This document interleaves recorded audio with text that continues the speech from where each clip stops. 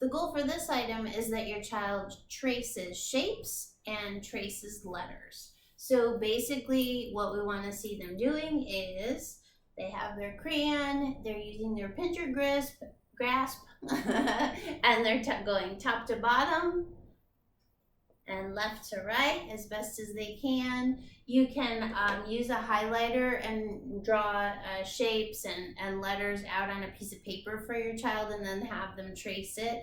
Because you can't see the highlighter, you could call it a magic pen, something like that to make it exciting.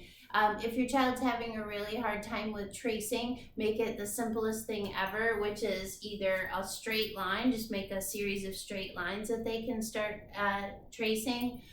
Circles are something where they're harder to trace, but what they could probably make it with free flow, with their arm, no pencil. So if they're having a hard time with some of the motor planning of things, you can always have them draw it in the air, or practice drawing in sand, or drawing in bubbles in the bathtub, or that type of thing. So the best way to teach children how to write and how to identify letters and that type of thing is in a fun way. So if you can add like letters and things like that to your time, like bath time, or have a little placemat with letters and numbers on it when your child is eating, so that they constantly are kind of being surrounded by it, but not really make a big deal out of it. Eventually they'll start asking you, what's this and what's that?